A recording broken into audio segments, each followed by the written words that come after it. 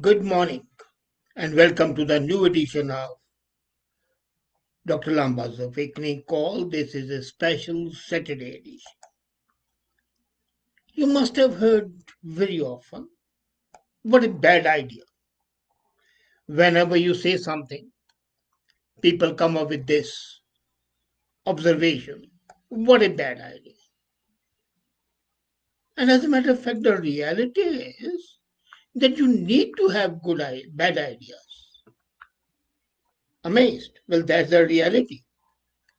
Bad ideas are basically the seeds from which all innovation, all progress flows. It was, I think, quite some time back when Dr. Sills said that all good ideas have been taken by now. At that time, possibly there were thousands of books for the kids, but today there are millions. You go to any library, you go to any bookshop, you find zillions of tracts, articles about everything. And it's not only books. You go to the movie script ideas, you go to the summer camp special days, you go even for gardening and landscaping niche markets like surgeons and orthopedicians and optometrists and nuclear scientists. You would be shocked to see that there's no dearth of ideas, and that is tempting to imagine that there's no possible way to make a contribution. The reality is the other way around. The feeling that the muse has passed you by and there's nothing left to create is a creepy feeling, and that's not desirable. And then you stand up and say, hands in the air, I'm stuck. Absolutely, I'm stuck. I can't come up with anything good. But would it not be more effective to say, I'm finished this? Now I need to make it better? Or think, I've finished this and it can't be made better, but now let me do something new.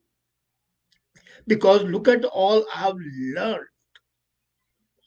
And that is the story of every human innovation. This is the way every good idea, every new project, every pop song, every novel got to be created. This is the story of human endeavor. It might have been a bad idea, but if you work on it, it might become a better one. If you want to complain that you don't have any good ideas, let me tell you, can you show me what is the bad idea that you had first? And I'll tell you that that bad idea has the germ of an excellent concept.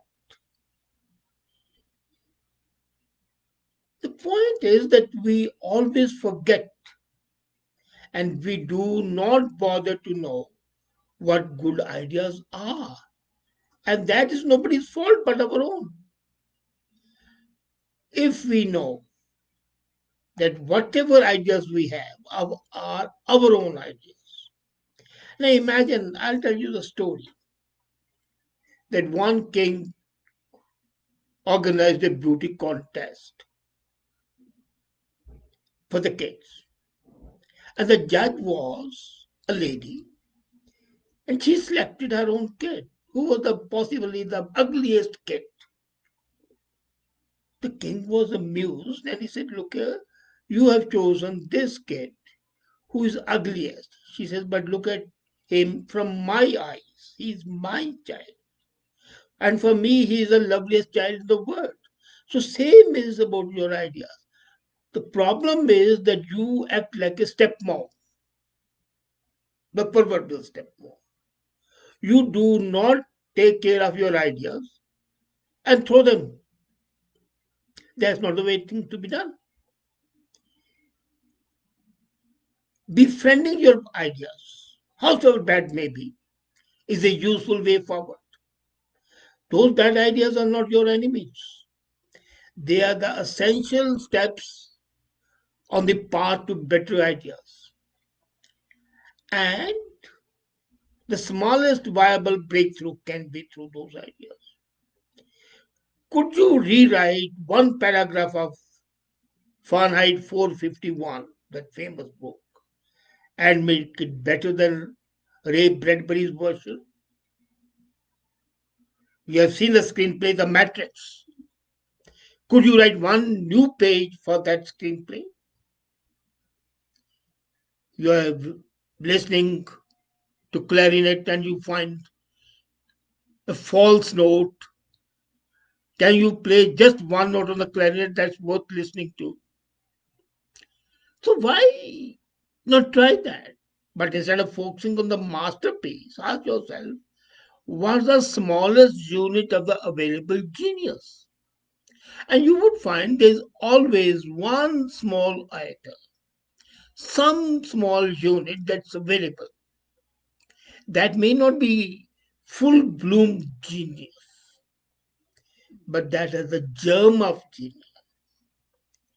Was the bar of the music, the type phrase, the personal humor interaction that makes a difference. And then one thing, why should you have all the ideas which change the world? Why do you worry about changing the world? I read book once, it has excellent ideas, ideas that move the world. And 30% of those ideas that move the world were no ideas at all.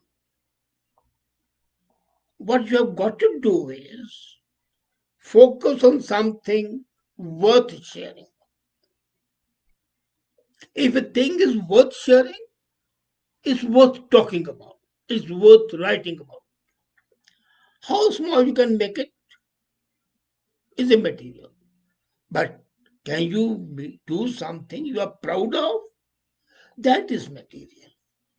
What is more material is having an idea, exploring it, exploiting it, using it, and let the world decide. Let the people decide whether it's a good idea or a bad idea. Stop worrying about changing the world. Whatever your perspective is, that's important. In 1972, Herbie Flowers was a famous session musician, and he had the double bass guitar and did what was asked for him. But he did only the small things. And as a session musician, he was more successful than the established conductors. David Bowie had worked with Flowers on Space Oddity. So when Lou Reed asked Bowie for recommendation, he made the connection to Flowers, and Flowers came up like anything. Reed gave Flowers a bar of music to play with, and in the moment, Herbie asked Lou if it was okay if he experimented a bit. If he decided to do an overdub, use an electric bass to go 10 notes higher. And lo, this came to be record breaking music. Simple. A bit of innovation, a bit of tweaking, and something great comes up. The haunting backbone of Take a Walk on the Wild Side. And in 20 minutes, Herbie Frost delivered a tiny bit of genius and ensured Reed's career. But then, those 20 minutes were the result of more than a decade of building his craft and learning to see and to listen. To listen after proper discrimination. proper judgment. So, most important thing is not having an idea which you consider bad, but having a bad idea and then questioning yourself, how do I make this better? How do I make it different? How do I make this? That urge to better, even the bad idea, is a great urge. As I said, that is symptomatic of the human endeavor. And that's the way our culture works, the human culture. It's easy to get a committee together to criticize a new logo that some ad agency might have put together. But it's almost impossible to find someone willing to make the logo itself. You remember that anecdote? An artist painted a picture, put it in the crossing, and put a placard. Please point out any deficiency that you notice. And by the evening, thousands of people had marked this is deficient, this is deficient, this is deficient, this is should not be there. This color scheme is not there, this color should have been there, and so on and so forth. He painted the same picture again and put a placard. If you find any deficiency, rectify it. And not a single one did it. Finding out deficiency is not important. Rectifying is important. Don't forget, just don't be a critic, be a tweaker and a tinkerer. That's important. When you are a tweaker and a tinkerer, apart from being a critic, or rather, also being a critic, be a tweaker and a tinkerer, you would find that you are really contributing. People rarely criticize the critic. And beyond that, it's not that hard to use a sandpaper. It's a lot more difficult to use a bandsaw and you want to use a pencil to draw the plan in the first place. That's important. Pick up the pencil, pick up the paper, draw the plan. It might be a bad one, but it is the germination of that idea. So what's important? Get a pencil. If you want to go to a drawing board without a pencil, you can't do it. So pick up a pen, pick up a thought, do something. And that's what is scaring people. People will draw plans. People who will go first, they'll do that. After that, you can easily get help from one of the people.